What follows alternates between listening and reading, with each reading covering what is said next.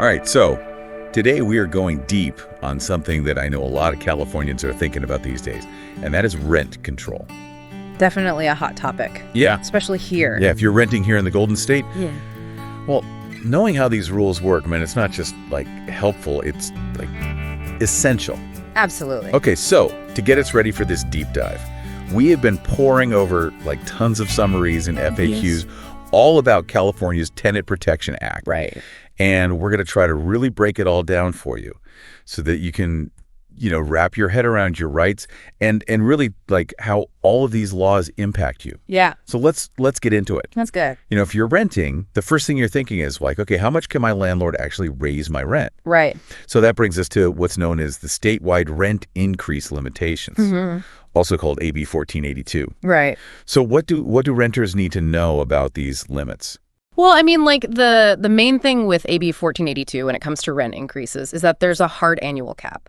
So your landlord cannot increase your rent by more than the lower of 5% plus the local consumer price index, or a total of 10%. Okay. So even if like inflation is really high where you live, 10% is the absolute ceiling, like for any single annual rent hike. Gotcha. So like no matter what, there's a limit. Exactly. Okay. And can they like try and get around that by just raising the rent like multiple times in 1 year? Well, technically, they could increase it twice within a 12-month period, but the total of both of those increases can't be more than, that same allowed cap, either the 5% plus that local CPI figure or, that maximum of 10%. Okay. So it stops landlords from just doing a bunch of little increases that end up adding up to way more than what's legal. Right. Now, you keep mentioning this local consumer price index, or CPI. Can you, like, break that down for those of us who aren't following the stock market every day? Yeah, sure. So basically, think of the local CPI as like a way to measure how much the stuff you buy every day, how much the price of that stuff is changing, specifically in your area. Okay. So it looks at the average change in price for like food, housing, transportation, the kinds of things that you're spending money on all the time. Sure.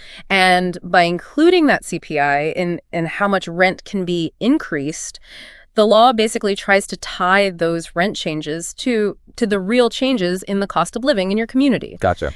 So it's supposed to help make sure that rent increases aren't like way higher than how much everything else is getting more expensive where you live. Okay. That makes a lot more sense. So it's not just some random percentage. Exactly. It's tied to something. Okay. Right. So let's say a landlord is planning to raise the rent.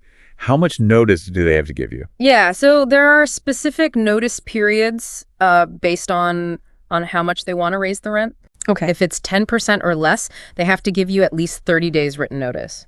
But if they want to raise it by more than 10%, then they got to give you at least 90 days written notice. Oh, wow. Okay. Yeah, I mean, it's important because it gives you time to, see what your options are and make a plan. Right. Okay, so those are the rules around rent increases. Yeah. So let's talk about another huge protection for tenants under AB 1482, which is this idea of just cause eviction. Right. And this sounds like it gives renters some real security. Yeah, it's super important. So just cause eviction basically means that once you've been living in a place for more than a year, your landlord can't just kick you out for no reason. Oh. They have to have a good reason, a legally valid reason to evict you. Okay. And, those reasons, we can kind of split them into two main types. Okay. We've got like at fault and no fault. Okay, so let's start with at fault. Like, what are some examples of things that would fall under that category? Right. So at fault reasons, those are usually things that, involve the tenant not holding up their end of the bargain or, breaking the rules of the lease agreement. Okay. So like common things are, not paying rent or violating a big part of the lease, like maybe having a pet when you're not supposed to. Okay. Causing like a lot of damage to the property, like more than just normal wear and tear. Right. Doing things that really bother the other tenants, making a nuisance, or being involved in criminal activity on the property. Okay. So, I mean, that makes sense. If those kinds of things are happening, then the landlord's going to have a reason to maybe end that tenancy. Right. Exactly. Okay. Now, what about no fault, just cause? I mean, that sounds like, sometimes you get asked to leave even if you haven't done anything wrong. Yeah, that's exactly it. Yeah. Okay, so no fault, just cause is for situations where, it's not because of anything you did as a tenant. Yeah. So some examples of that are like if the owner of the property wants to move in or a close family member of theirs. If they decide they don't want to rent the property anymore and they want to take it off the rental market altogether. Okay. If there are some really big repairs or renovations that need to be done that would require the place to be empty. Or, sometimes even if they want to turn the property into condos. Okay. So it sounds like in those no-fault situations, it can be pretty tough because you're being told to leave even though you haven't done anything wrong. Right. So does the law do anything to help you out in those cases? Yeah, actually, it does. For no-fault evictions, if you've been living in the property for more than a year, then the landlord usually has to give you some money to help you move. Okay. It's called relocation assistance. And usually it's like the same amount as 1 month's rent. Oh, wow. Yeah. So that can help, with those unexpected costs that come with having to move all of a sudden. Right. That can definitely make a difference. Okay, so we talked about how you have to live in a place for more than a year for these just cause eviction protections to apply. What about renters who haven't been there that long? Right. So if you've lived in a unit for less than a year, the just cause eviction protections from AB 1482, they don't apply. Okay. Which means that as long as they give you proper notice, a landlord can usually end the tenancy without needing to give you one of those just cause reasons. Okay. But it's really important for renters who haven't been in a place for a year yet to remember that those statewide rent increase limits that we talked about before, those still apply. Right from the start. Right. So even though they might not have all of the eviction protection yet, their landlords still can't just raise the rent however much they want. Okay, so that's an important distinction. Yeah. You might not have the eviction protections yet, but there's still rent control on how much they can raise it. Exactly. Okay. Just like with any set of rules, there are some exceptions, right? Right. So with AB 1482, there are some types of properties that are actually totally exempt from the whole thing. Oh, okay. What kinds of properties are we talking about? Well, generally, buildings that are like brand new, that were built within the last 15 years, those are exempt. Okay. And usually that's meant to encourage like new housing construction. Right. Yeah, that makes sense. And then single family homes and condos, those are usually exempt too, unless they're owned by a corporation or an LLC that's owned by a corporation or a REIT, a real estate investment trust. Okay. And then duplexes are also exempt if the landlord lives in one of the units. Okay. And then some other types of properties that are exempt are things like mobile homes, dorms at schools and colleges, hotels, any rental property that's managed by a nonprofit, and then also units that are considered affordable housing. Okay. So that's a pretty long list. Yeah. So if you're renting one of those types of places, then the statewide rent control might not apply to you. Right. And I should also add that generally it's the properties that were built before 2005 that are subject to those rent cap rules. Okay. Gotcha. Now, California is a big state with tons of different housing markets. Yeah. So how do those local rent control ordinances, the ones at the city or county level, right, how do those work with all these statewide rules? Yeah, that's super important for any renter in California to know about. Because while AB 1482, it sets that kind of base level of protection across the whole state, a lot of cities and counties in California have their own rent control laws too. Okay. And here's the thing, those local laws can sometimes give you even more protections as a tenant than the state regulations do. Oh, wow. Yeah, like a local law might say that rent can only be raised by like a way smaller amount each year. Okay. Or they might cover types of properties that are exempt under the state law, like maybe some single family homes. So it's really, really important to do your research and find out if your city or county has its own rent control rules, because they could be giving you extra protections on top of AB 1482. Okay. And what applies in one part of California might be totally different in another. Right. So it's not a one-size-fits-all. You really need to know what's going on where you live. Exactly. Okay. Now, looking at all this from a broader perspective, how do you think this AB 1482 law, how does it try to balance the interests of both the tenants and the landlords? Well, it's It's definitely trying to strike a balance. It's giving tenants more security by limiting how much rent can go up and by requiring landlords to have a just cause to evict someone, especially once they've been living there for more than a year.